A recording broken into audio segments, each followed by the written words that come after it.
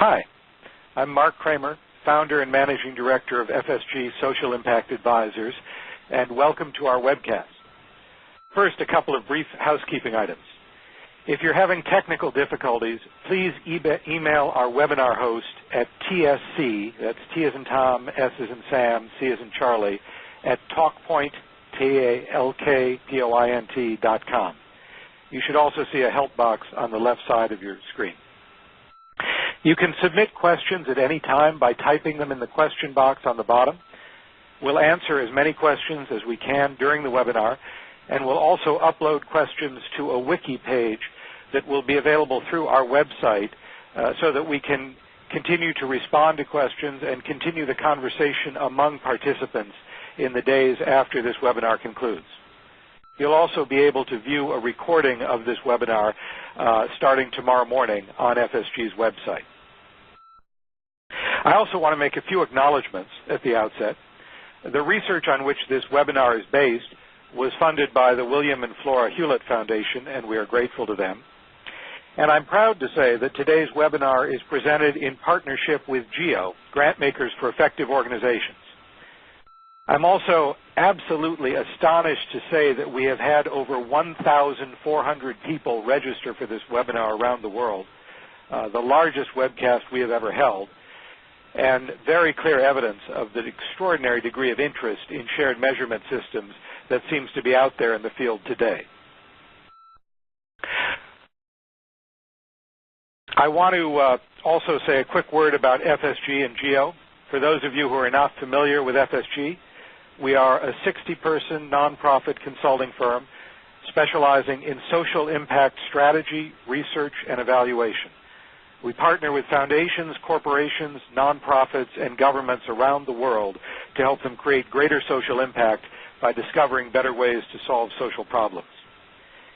And for those of you who are not familiar with GEO, Grantmakers for Effective Organizations, is a community of more than 350 grantmakers who work to promote strategies and practices that contribute to their grantees' success. GEO's biennial conference is coming up in mid-April. I understand a few spaces are still available, and I can recommend that conference very highly. We also have a terrific panel with us today. Marion Godfrey from the Pew Charitable Trust will discuss the Cultural Data Project. Jennifer Blatz will talk about the STRIVE Consortium. Neville Vicaria from the Cultural Data Project, along with Marcy Parkhurst and Lalitha Vidyanathan from FSG, will also help respond to questions during the discussion part. I want to take a few minutes at the outset to describe our research, and then I'll ask each of our panelists to talk about their projects, and we'll save about 20 or 25 minutes at the end for questions. My first experience with philanthropy was as a trustee of a small family foundation. We met every quarter and we made grants, and when we asked grantees to report or began to think about evaluation, we wanted to know what the grantees did with our money or what the results were of the projects that we had funded. And of course, that makes perfect sense. And of course, every grant maker wants to know what were the results from the specific grants that they made. But when you step back and think about the implications this has for the nonprofit sector as a whole, you find that each grantee ends up reporting on each grant to each funder using different data and different formats, as we've tried to depict by the colored lines in the illustration in the picture in front of you. Obviously, this is a very costly and burdensome process, but the inefficiency is really only one of its drawbacks. When each nonprofit's work is measured differently, funders cannot compare different organizations to make more informed choices, and nonprofits cannot benchmark themselves against their peers to improve their own performance. In fact, when each grant is viewed in isolation, it actually discourages coordination among the many different organizations that are all working together on the same social problems. Now, the development of any kind of universal evaluation system, any kind of social return on investment, has long been the holy grail of evaluation. And I don't think we'll ever find a standard measure of social impact that cuts across all fields. But within a given field, the Internet has created an entirely new opportunity for organizations to inexpensively access tools, upload data, and generate reports. And as a result, what we had thought was impossible is already happening. Our research uncovered 20 examples in which hundreds or even thousands of different grantees in a single field are already using shared performance measures to report their performance. In fact, we found 3 different types of systems. The first, which we called shared measurement platforms, allow organizations to choose from a set of different measures within their fields and then use web-based tools to collect, analyze, and report on their performance. Success Measures is a great example of a shared measurement platform used by more than 200 community development organizations, and I'll say a bit more about that in a minute. The second type of system we found we called comparative performance systems. And these go further by requiring that all participants report on the same measures and collect their information in the same way. The result is that users can compare the performance of different organizations on an apples-to-apples basis, and we can also collect reliable data about the activity of the field as a whole. The Cultural Data Project that Marion and Neville will talk about is a terrific example already in use by over 8,000 arts organizations. The third type of system we found we called an adaptive learning system. And this goes further still by bringing organizations together in an ongoing facilitated process that uses the comparative data they collect to promote learning and to help coordinate their efforts. The STRIVE project that Jennifer will talk about is a terrific example of such a system, bringing together 300 education-related organizations in the greater Cincinnati area. And at FSG, we are continuing to research and develop the idea of how organizations in the sector can work together to create collective impact through initiatives such as these. These 3 different types of initiatives are increasingly challenging to develop, but the benefits they bring are also cumulative. Shared measurement systems increase efficiency and reduce cost. They also improve the quality and credibility of the data that's collected and eliminate the need for each funder or grantee to design its own evaluation system. Comparative performance systems not only reduce cost, they increase knowledge because the results can be compared, grantees can learn from each other, funders can make more informed choices, and the field as a whole can more accurately document its scale and influence. Adaptive learning systems go further still. In addition to increasing efficiency and knowledge, we believe that they enable increased impact by improving coordination and by contributing to shared learning and increasing effectiveness over time among multiple organizations. These systems are costly and difficult to develop. They require years of effort and substantial funding, but the benefits they bring far outweigh their costs. In fact, we believe that shared measurement carries implications far beyond evaluation, offering a vision of a new, less fragmented, and more powerful nonprofit sector. Let's take a look at our first example, which is the Success Measures Project. As I mentioned, more than 200 organizations use this shared measurement system to track as many as 50 different indicators of performance and impact. The system was developed over 5 years at a cost of roughly $1 million with input from hundreds of community organizations to help define the measures and create the measurement tools. Now that it's developed, each participating organization pays only $2,500 a year for complete access to all of the tools it needs to collect and report on its own activities and on the health of its community. The tools include surveys such as the one you see on the screen in front of you, both in Spanish and in English, as well as quite a variety of data collection tools.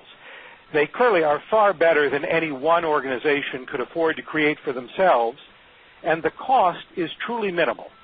Imagine being able to comprehensively report on your performance for only $2,500 a year. It required a substantial investment up front, but that is more than repaid over time. Because each organization can choose a different set of measures, however, the Success Measures Project doesn't really permit comparative performance assessment the way that the Cultural Data Project does. And for that, let me ask Marion to talk a bit about the Cultural Data Project. Thank you, Mark. Neville and I are just delighted to have the opportunity to introduce the Cultural Data Project to such a large and distinguished group of people. And I was happy when I looked through the list this morning to see some familiar names on it. We do have a few people here who are actually already participating in the Cultural Data Project. Our mission is to strengthen the national nonprofit arts and culture sector by collecting and disseminating comprehensive, high-quality longitudinal data that supports fact-based decision-making. That's our mission. The lack of good data for learning as well as for measurement and decision-making, as Mark was talking about, has dogged us all in the nonprofit sector and certainly has dogged the arts and culture sector for many, many years. The Cultural Data Project serves three constituencies in trying to address that lack. First of all, we work with arts and cultural organizations who can use the Cultural Data Project basically to understand their own finances and operations and compare themselves to others such that they can improve their financial management and, most importantly, improve their services to their communities. I mean, we try to make this project not be have the end goal of measurement. Obviously, I think that's true of all of us on this call, but to have the measurement be in the service of a better ability to, in the case of the Cultural Data Project, to help organizations provide arts and cultural services to their constituencies. It also helps researchers, advocates, and policymakers to use data to tell the story of the sector and its assets, its contributions, and its needs. Time and resources that researchers and advocates used to have to spend in collecting data and trying to make sure that it was accurate and reliable can now be spent in analyzing it. We provide data from the Cultural Data Project free of charge to any legitimate researcher or research organization for any legitimate research project that's going to add knowledge to the community. The CDP also helps funders to plan for and evaluate their own grant-making strategies and to use this information to revise and refine their grant-making policies. It encourages collaboration among funders who are working for the same information, with the same information, and most often those who are working with and for the same community. What is the Cultural Data Project? It's a powerful online management tool designed to strengthen arts and cultural organizations by virtue of providing an opportunity for organizations to enter their historical, operational, program, and financial information into an online data profile once annually. We collect data based on generally accepted accounting principles and FASB rules, and so organizations use their audit if they have one, or their financial statements if they don't have an audit to put their financial data in, and then the form also asks for a whole array of operational and programmatic data as well. Then organizations can submit their data to multiple funders in each funder's individual and unique format with just one click of the mouse. So it's one of the great benefits to cultural organizations is that it streamlines their annual application process to multiple funders. The Cultural Data Project is also a collaborative partnership of public and private funders as well as advocacy organizations everywhere we work. We are in every state. We put together a group of anywhere from 4 or 5 to 20 public and private funders who work together to bring the Cultural Data Project to their state and to make sure that they reach out to the most broad possible array of cultural organizations who are participating. So its roots and its DNA are really in collaboration. And as I'll talk about in a minute, it's a powerful tool for research, advocacy, and policymaking. The history of the Cultural Data Project, we began in Pennsylvania. 4 funders and an advocacy organization began working in 2001. We were responding to our own frustration at not having the same information as each other about individual cultural organizations. We were frustrating our cultural organizations by virtue of each of us asking them for different information in different formats. I think that's a phenomenon we all know well. We really had a mutiny on our hands at one point because several of us were increasingly interested in gathering information for measurement. We were surveying our cultural sector to death, and they kind of put up their hands and said, you know, we're not going to do this anymore. You're all asking us for different information, and we never get any of it back.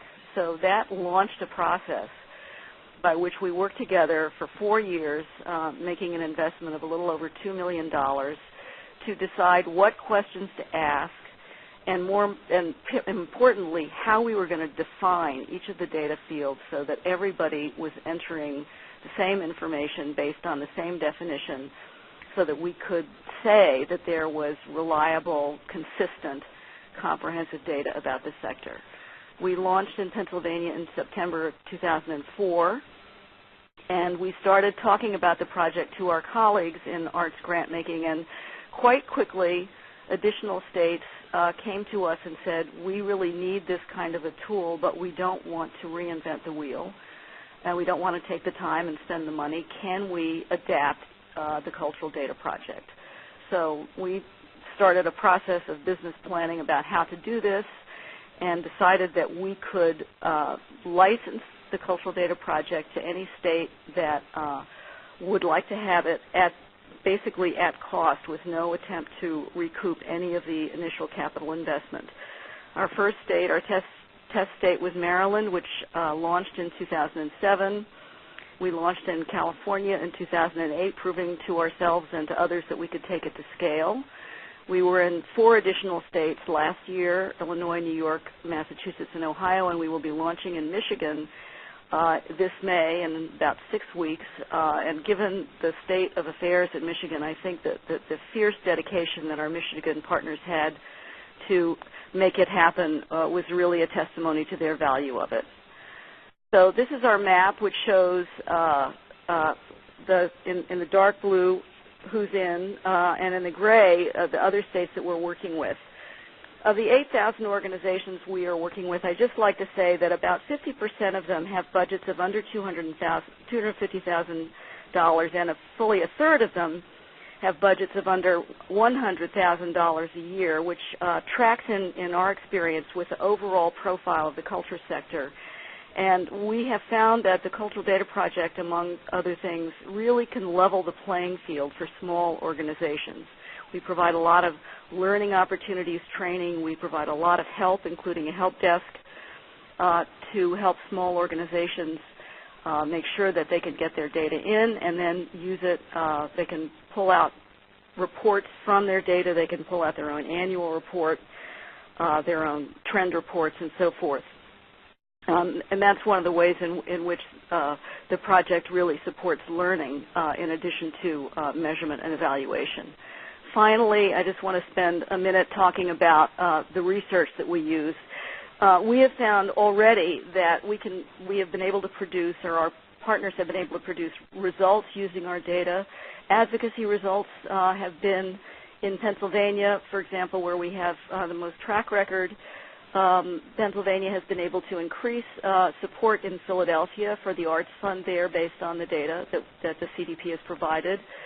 through the portfolio reports in 2006 and 2008. We also were able to fend off a state legislature attempts to tax the admissions and membership of nonprofit cultural organizations because they had an incorrect idea of how much money that would generate for the state budget, which we could use CDP data to show was vastly overestimated. We also have seen several reports, including one that you will find on our website, which is noted down below, that have helped funders really rethink their grant making. I'd like to point particularly to one called Getting Beyond Break Even, which talks about the capitalization needs of cultural organizations. I'm going to stop here now. We have a lot more to cover, and I'm looking forward to answering questions along with Neville when we get to that part. Thank you. And now I'd like to hand this over to Jennifer Blatz of Strive for her to talk to you about that wonderful project. Thank you, Marianne. I'm so pleased to be a part of this webinar today. Thank you to FSG, especially having the opportunity to speak with such a broad group of interested participants in the webinar. So for those of you who aren't familiar, and I know having seen the list, there are a few of you who are, but if you aren't familiar with the work of Strive, we are a cross-sector education partnership with the mission of supporting every child every step of the way, cradle to career. And we have been working over the past 3 years to promote and facilitate the continuous improvement practices to improve education outcomes for students in the urban core of Greater Cincinnati and Northern Kentucky. In addition to really driving continuous improvement in the use of shared measurement, we're also working collaboratively to make more efficient and effective use of resources being dedicated to education through the coordination of education philanthropy in our region. So really the role of the Strive partnership is threefold. We're working to connect leaders at all levels and across all sectors around this common vision for education and a core set of student outcomes that we want to achieve. We're also working to improve systems and services by promoting collaboration and data-driven decision-making in order to effectively and efficiently implement action plans around high-impact strategies that we've determined are of importance in our region. And then finally, we're doing advocacy work so that we can better direct both public and private resources to support what works for children in our region. Moving on to my next slide, when we started, we actually started with 5 key goals, and those are, as you can see on the left of your screen, every child prepared for school, focusing on kindergarten readiness, students supported inside and outside of school, that critical family support that is so critical to students' achievement, every student succeeding academically, enrolling in college or career training or some form of post-secondary, and then finally graduating and entering into a career. And obviously this is a very broad scope of work, and we committed early on to focusing on cradle to career, recognizing that all areas of education are important, and with that we worked very hard to identify key measures that we could collectively agree upon for each of these 5 goal areas, and you'll see those on the right side of the slide. And really the process of identifying these agreed upon measures took many, many months, and while the measures are not perfect, and some, such as the Goal 2 measure, are still being hotly debated in our community, we decided as a collective partnership not to let perfect be the enemy of good. It's really our hope that by putting out these goals and shared outcome measures that the good data will drive out bad data and lead to both better assessment and access to better data for education. And so with that, we committed to an annual exercise in transparency when we release a report card called our Striving Together Report, which includes data across all of these indicators for all of the 3 urban school districts for which we're focused. And after we released the baseline data in 2008, we released the next year's report with both benchmarks and trends, and then in May we'll release our 3rd report. And so this is how our partnership holds ourselves accountable for improvement for kids in our region. next slide, with the next slide, you can really see where we are working on the ground. What I've talked about is really with the 5 core goals and 10 outcome measures, we've drilled down to identify 15 strategies for the focus of our work. And this is really, those were the broad measures that I talked about, but this is really where we get into the core measures, working with the many partners, and there are more than 300 working with us across this, what we call our STRIVE Student Roadmap to Success. This roadmap, Cradle to Career, really is kind of the foundational document by which we have identified key strategies for which to focus. And you'll see strategies such as quality early childhood education, teacher quality, mentoring, arts education, college access, to name a few. Within each of these areas, there are so many different providers who are serving the schools, the school districts themselves as providers. And so in order to better organize this work, we've established what we call student success networks. And these networks of providers are really where they come together to focus on shared outcomes and create action plans for improvement. And as I mentioned when I introduced the STRIVE partnership, our core focus is continuous improvement. And so this type of systemic change and continuous improvement work that we are doing, we've actually been able to work with some of the members of our business community who are key members to our partnership to help frame the work and develop a process for doing this type of continuous improvement work. And being very fortunate to have GE Aviation in Cincinnati, as well as Procter & Gamble and other key businesses, we decided to adapt GE's Lean Six Sigma process for the social sector and develop what we call Strive Six Sigma.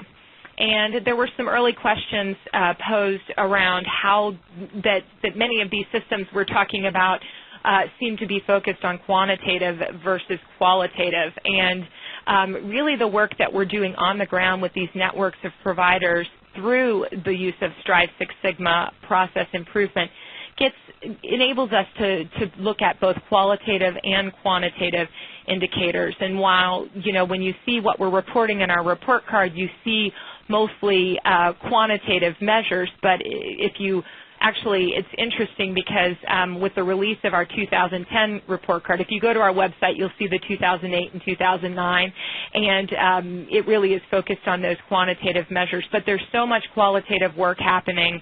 As we all know, many of the members of the audience are working with nonprofit agencies, many of whom the quality measurement is through qualitative measures, and so we're able to capture a lot of that through using the tool Strive Six Sigma, as it helps you to really narrow down what is the root cause of the problem that you're trying to solve, and what qualitatively and quantitatively do you need to measure in order to make improvement. So that's something that is very core to the work we're doing. And it's a very much a different type of work for the community with whom we're working, the nonprofit community and education community. And so as a result, we've worked closely with GE Aviation to train more than 150 local stakeholders in the Strive Six Sigma process, and they act as conveners of these networks that I mentioned to do this type of shared action planning and collaborative work around continuous improvement. Moving on to my next slide, just talking briefly about some of the progress that we've made. First and foremost, keeping together a cross-sector partnership like the one that we've built for more than 3 years now has been an accomplishment. Where really what we've found is we've been able to, through this partnership, build what we're calling a civic infrastructure that's committed to both shared accountability and differentiated responsibility. Now when we put out these report cards with all of this data, we have a sense of collective responsibility. We can't point fingers at our school districts or point fingers at at higher education institutions. This is as a community in Cincinnati and Northern Kentucky, we have a shared accountability for helping drive improvement from cradle to career. Next, as I mentioned with Strive Six Sigma, it's helped us to develop a set of tools that have become a common language and really helping us to kind of begin to talk as a community about data-driven decision-making, helping us to work with the funding community around how they can better target their resources towards what works for kids. There's been a huge investment in education work in our community, and we're trying to drive toward better return on investment through using these common processes and everyone speaking the same language. We've seen some improvement on the ground already, although we've only been at this for a few years. From the baseline year for our community report card, we've seen 34 of 53 indicators trending positively. We can't necessarily attribute all of these improvements to our work on the ground yet. However, we have been working with these networks of providers, as I've mentioned, around certain areas where we've been able to pinpoint improvements, such as within the early childhood area, where we've seen a 9 percentage point increase in kindergarten readiness since the time that this collaborative of early childhood providers began using data to inform their decision-making around program design and investments. And then finally, progress made. We've had several major funders working with us since day one to really realign their funding for education around this process so that they can better support collaborative evidence-based action plans. These funders include in Cincinnati the Greater Cincinnati Foundation, our large community foundation, as well as the United Way of Cincinnati, who we are working very closely with throughout all of this work, and also corporate funders like Procter & Gamble Foundation and others. And then finally, my last slide, really talking about lessons learned, and I've talked through some of this already, but first and foremost is making that report card. The report that we put out on our outcomes has been critical. This is kind of our statement that we're being transparent, that we're a partnership who believes in accountability, and if we had to do it over again, we would have released that baseline data first. We actually didn't do it until we were already 2 years into our work, and that was definitely a lesson learned.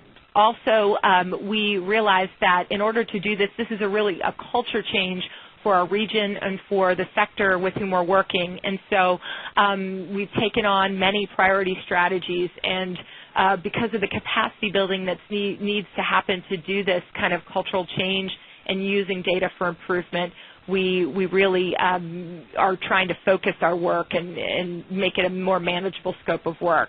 Communications and community engagement are key to this work, and we really feel like we have to have all stakeholders at all levels, not just the leadership level, not just the funding community, engaged. Policy engagement and advocacy also important because policymakers can help us get access to the data that we need. And also, as we drive how important evaluation and data is to drive improvement, can help us to drive more resources towards that. And that gets to the last lesson learned, really developing a pool of resources for this type of work, not just to support action plans that are developed as a result of this collaboration, but to seed the capacity building that is necessary to do this type of work. And with that, I am going to turn it back to Marcy. Thanks very much, Jennifer, and thanks to both of our panelists this morning for great overviews of their work. I wanted to share some parting observations from FSG coming from our research in the Breakthroughs paper before opening up the floor, as it were, to questions from our panelists. We have lots of questions coming in for participants, and we're looking forward to talking about that with you. I'll go quickly through some of our observations here on critical factors in the development of shared metric systems. First, we found that strong leadership and substantial funding through a multi-year development period is absolutely critical to the long-term sustainability of shared measurement systems. As we've talked about, the work involved in developing shared measurement systems is considerable, and the systems take time to build. Absent strong, consistent leadership and dependable, flexible funding, it's easy to see how a nascent shared measurement system may never get off the ground. The development of the Success Measure system provides a great example of how consistent leadership and funding were critical to the system's launch. The process of creating the Success Measure systems began in 1999 and lasted 5 years. During that time, it was led by members of the Development Leadership Network, a professional development organization in the community development field, in partnership with the Macaulay Institute. As Mark mentioned earlier, the project cost about $1 million and was supported over a multi-year period by the Heron Foundation and other core funders. Today, of course, the Success Measurement System is used by more than 200 organizations nationwide. A second critical factor is broad engagement in the design process by many organizations in the field, with clear expectations about confidentiality or transparency. This is so that measurement systems are relevant, useful, and accessible to the nonprofits that use them. Third, it's important that voluntary participation in the systems is open to all relevant organizations. We mention voluntary here because we believe, and we have seen in our research, that the benefits of shared measurement systems speak for themselves. Fourth, effective use of web-based technology is critical. We found this in all of the different shared measurement systems that we researched, though we did find that different systems use technology for different purposes and with varying degrees of complexity. For the Cultural Data Project, for example, technology is at the heart of the system. The data profile is a web-based application that allows nonprofits to input and validate their data and run comparative reports. But shared measurement systems don't always require large-scale software development efforts. For example, Strive used Google applications to create an online collaboration site where members of a student success network can post documents and share resources. Strive also helped develop a technological solution to help networks gain access to critical student data from local school districts. Emerging shared measurement systems should think carefully about how they can use web-based technologies to support data analysis, facilitate knowledge sharing, and improve communication among members. A fifth critical success factor is independence from funders in devising indicators and managing the system. This doesn't mean that funders can't play a role in providing advice and sharing their perspectives on what the indicators are. It simply means that they shouldn't necessarily be in the driver's seat. A sixth factor is ongoing staffing to provide training, facilitation, and to review the accuracy of all data. For example, the Cultural Data Project maintains a staffed help desk that's staffed by professionals with experience in the cultural sector to provide on-demand support and technical assistance to users. I'll ask Marion and Neville in a minute to expand on how the Cultural Data Project reviews the accuracy of all data as well. A seventh critical success factor is testing and continually improving the system through user feedback. All of the shared measurement systems that we researched had feedback loops that allowed the systems to continuously improve. And lastly, in more advanced systems, a facilitated process for participants to gather periodically to share results, learn from each other, and coordinate their efforts is imperative for knowledge sharing going forward. With that, I'd like to turn it over to our panelists to ask them if they have any comments on the critical factors shared here, or if they have additional observations on the factors that were most critical in their own work.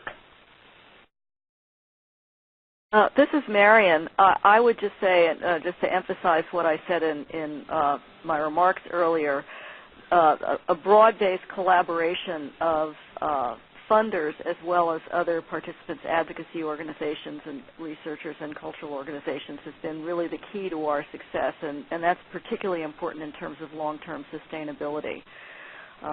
It was something that was made possible the beginning of the project, but it has also made possible the continuation and expansion of it.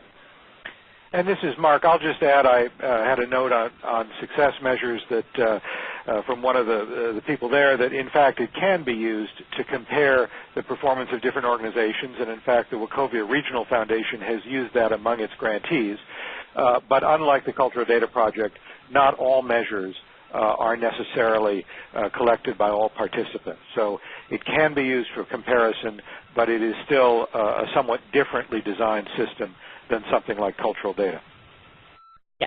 And this is Jennifer. I can just say that, some of the critical success factors that we have used have really been leveraging the existing resources in our community, including that of higher education and business. I mentioned business influence on really helping to develop the Strive Six Sigma process for us to work with our groups of partners, but we've also used loaned executives from the business community to really help support the data work.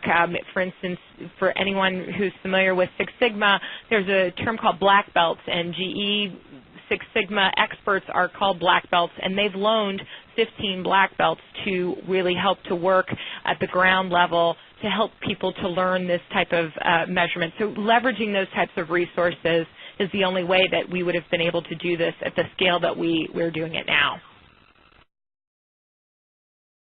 Wonderful. And I'm hoping that our panelists can also expand on how the reliability of data reported through these systems is ensured. What approaches have been used to ensure validity of the data, especially when benchmarking is a key element? This is Neville Vicari. I'd be glad to answer that from the perspective of the Cultural Data Project.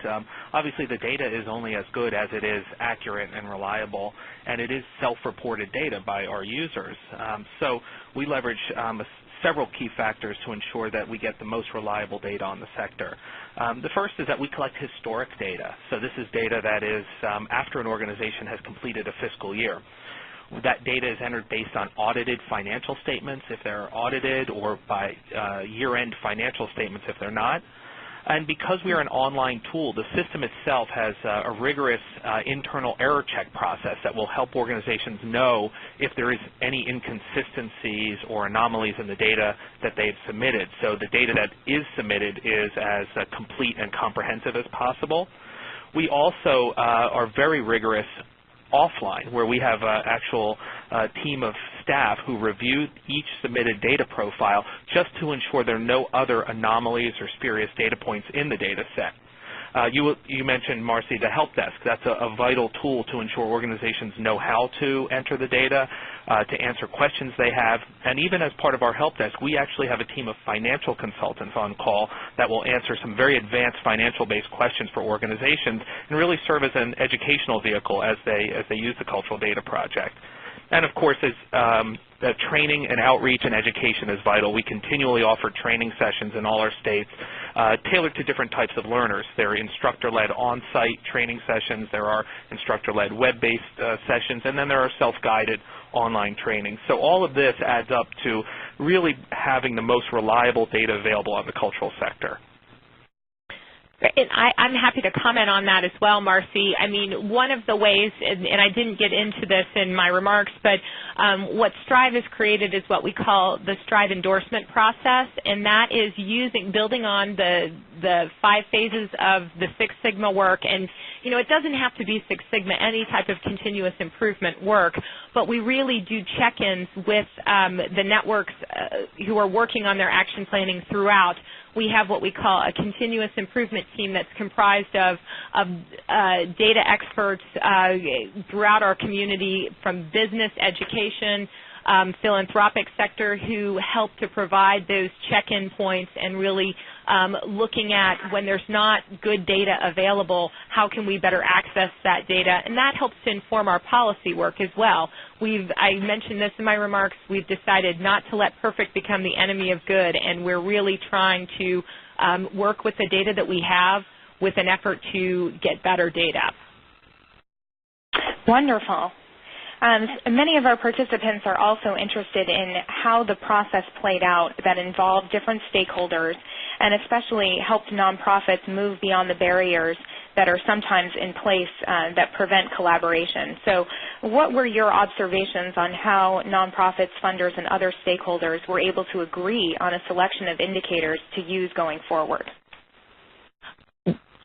Well, you know, it hasn't been an easy process. The process, one of the first things we did is establish kind of a criteria for selecting indicators, this set of criteria, and then we established what we call our data committee, and that committee has representatives from the nonprofit sector, the school districts, our higher ed institutions, and they worked over a period of, I mentioned that we didn't release our report card until 2 years into the work, and that's because really selecting those indicators and narrowing those indicators down took many months to come to an agreement, and we're still debating them. And we, because we're pushing continuous improvement, there's no objection to making changes as we need to along the way. But it's really, and to say that every stakeholder who's been a part of this process has been happy with the way that this has worked,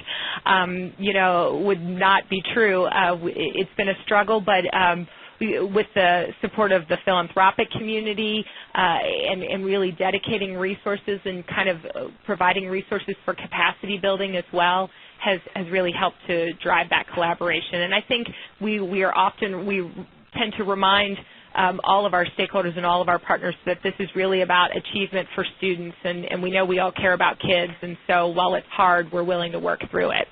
Yeah, this is Mark. I'd just add, I think the trust between organizations does not happen overnight.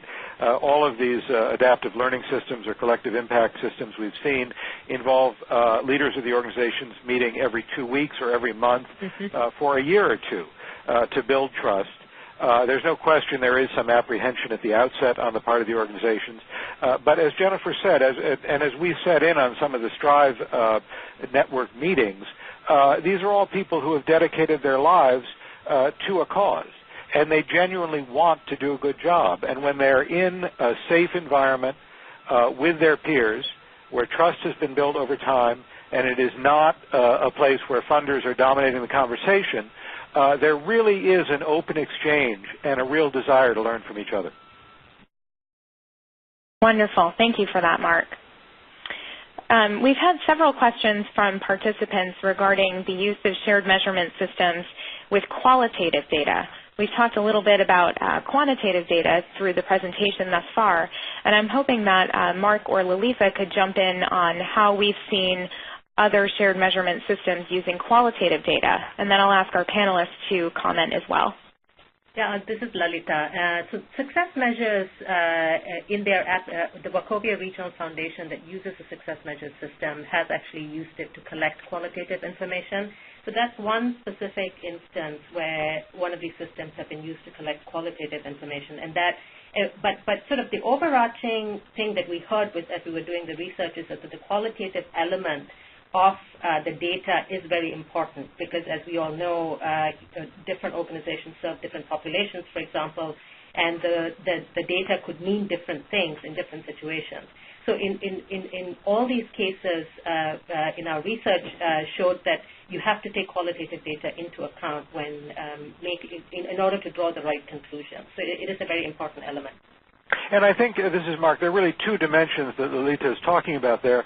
The first is being able to interpret what the data means in the context that the organization is operating in. And so you can't just automatically compare results that one organization has achieved in Atlanta against what another organization has achieved in Manhattan or Peoria. And I think what we've seen is that people's fears about unrealistic comparisons have largely been alleviated because people do see differences in data as an opportunity to explore the meaning of the differences rather than to rush to a judgment about one organization being good or another one being bad. The second dimension is around being able to collect qualitative data or quasi-qualitative data. Certainly when the Strive organizations meet together every 2 weeks, there is tremendous sharing of qualitative information, and that leads to a lot of the learning. But the Success Measures survey is interesting. One of the key factors they've found is that how residents feel about their own community, whether they're proud of it, whether they feel safe in it, is a key indicator about the success of community restoration and renovation. And that's really qualitative information, but it's gathered through the survey and can be reported quantitatively through the Success Measures reports. This is Marion. I would just add, I'm going to shout because I see a couple of questions that people are not hearing me well. From the point of view of the Cultural Data Project, our information is pretty consistently quantitative information, but we are one of our core values and commitments is that it be made available to and linked with qualitative research so that it becomes activated in a way that that gets beyond the quantitative nature of it in itself. And we do a lot of work and research, for example, with the Greater Philadelphia Cultural Alliance, which has been very successful in combining CDP data with survey research, with other kinds of qualitative inputs from the community. So I think that's another way in which these projects have many opportunities to collaborate and extend beyond themselves. And I would just, one more thing on that from Strive's perspective. One of the things we realized in looking at the school data that's available, our school districts have robust data systems, but they don't connect to what happens outside of the schoolhouse. So what we're working on, and we've actually been fortunate to work with Microsoft on this, is developing what we're calling our partner dashboard, which allows the mentoring organizations, tutoring organizations, school health organizations, college access programs, and others to input their data, not just their quantitative data, but their data that is qualitative and is, really on touches and access to students, and try and link that up and make some more longitudinal linkages to student achievement data. And that's in the pilot phase right now, but we think that it could really change how we're looking at education data. Great. Wonderful. Thank you so much for those helpful comments on the qualitative data. I know lots of people were interested in hearing more about that.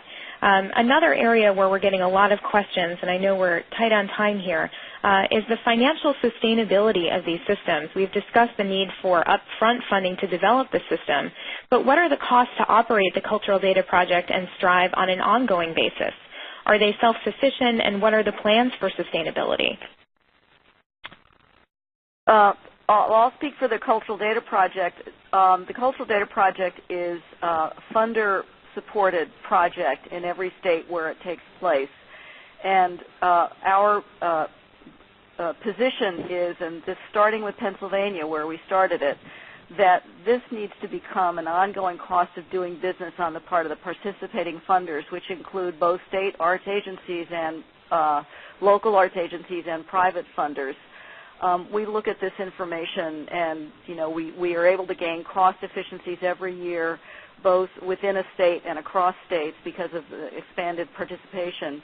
But we look at this information as something that is fundamental to funders being able to conduct their own business, and it also is a great philanthropic contribution to their cultural organizations. At this time, we do not see or have any intention of charging the cultural organizations themselves for the use of the data.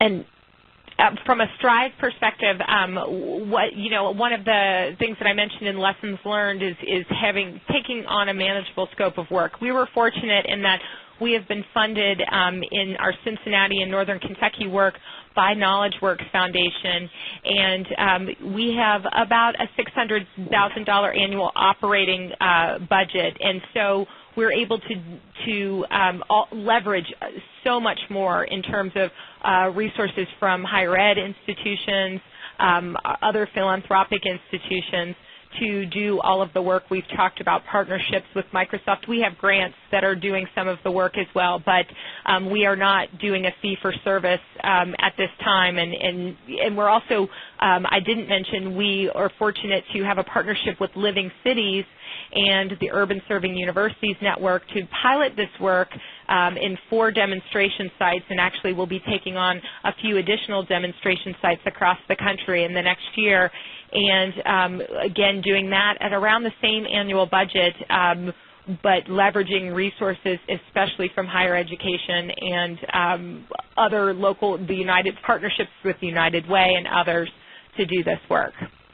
This is Lalita. Just one more thing to add. In our research, we did find some systems that worked on a subscription basis. So the Success Measures is an example of that. They have an annual subscription fee of $2,500 per organization. And so they are a more sort of self-sustaining model where nonprofits actually pay to use the system. And there are a couple of other examples like that. So it's sort of a combination of what Jennifer from Strive and Marian from Cultural Data talked about. There are some projects out there that do charge subscription. Yes, I think it's true that we saw a variety of different models for sustainability going forward.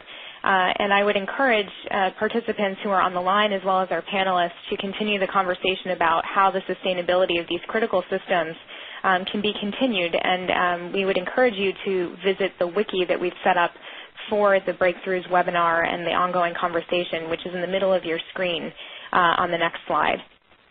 And I just wanted to give our panelists a moment here to close with any comments.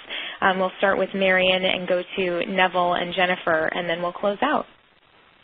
Great, thank you. I see a lot of very specific questions about the Cultural Data Project that we were not able to answer, and I think I can speak for Neville and as well as myself in encouraging you to visit our website, and also feel free to email us directly with any questions that you have. We'd be happy to answer them directly. And I think that's, Neville, do you want to add anything to that? Sure. We're just happy for the opportunity to talk about the project. Thank you. Yeah, I would, in addition to visiting our national website at culturaldata.org, I would just say that, you know, the CDP has really been a powerful tool for the cultural sector, and what these types of tools that we've all talked about today really do is help bring a particular sector to the table. And so it's vital that this type of data, these types of tools are out there and utilized. They're not without their challenges, but we know that there's a lot of power behind these types of tools, and we were really pleased to be able to share it with all of you. Yeah, this is Jennifer. Just to echo Marian and Neville, you know, it's great to have an opportunity to share the work that we're doing, and I do see also a number of specific questions that I'm happy to answer. You know, so contacting me directly, visiting the Strive website, but we'll definitely be able to answer all of those specific questions for you. But I guess in my closing remarks, I would just say this is really hard work, and we have the top leaders in Cincinnati, leaders of our community foundation, our higher education institution superintendents saying this is some of the hardest work that they've ever done in the philanthropic community, changing the culture not only of the nonprofits, but we're also working to change the culture of our funders and really work collaboratively on this. So it's really hard work, and we're going to be at it for many years. We know that, but we are seeing some progress, and so it's exciting to be a part of that here locally. So thank you for having an opportunity to share this work with you. Terrific. And this is Mark, and I'll just add that I really want to emphasize that this is a very powerful new development in the field of evaluation, but it really goes far beyond evaluation. I mean, in the U.S., we have almost 1.5 million nonprofit organizations, each doing their own thing, really without a system that enables them to learn from each other or begin to work together to address the issues on which they overlap. And these shared measurement systems and the collective impact that comes from the adaptive learning systems are really the first steps in changing how the nonprofit sector can operate to really increase the amount of impact that we can achieve with the resources that are already going into the sector. It's an area we think is very important at FSG. It's something we are continuing to explore through our own work and through the work of our Strategic Learning and Evaluation Center. And as Marcy said, we will try and put up some of the 100 and some questions that we've received on a wiki following this webinar so that we can respond to them and so that others can respond to each other. We really appreciate your attendance, and I want to close by reminding you of the upcoming GEO 2010 National Conference. This happens only every 2 years. There are already over 500 grant makers who are signed up. We will have a session there on Strive with the Executive Director, Jeff Edmondson, as well as Kathy Merchant from the Cincinnati Foundation, who has funded it, and some other folks who've been involved in expanding it nationally. And really, the GEO conference I find to be one of the best conferences on effectiveness that's out there. Registration, I think, is open for one final week, so I encourage you to visit their website if you have an interest in attending. And with that, I'd like, again, to thank all of you for participating. I'd very much like to thank our panelists for doing a terrific job in a short amount of time, conveying an awful lot of information. and the team at FSG for facilitating this, making it possible, and of course the research and insight that led to this report in the first place.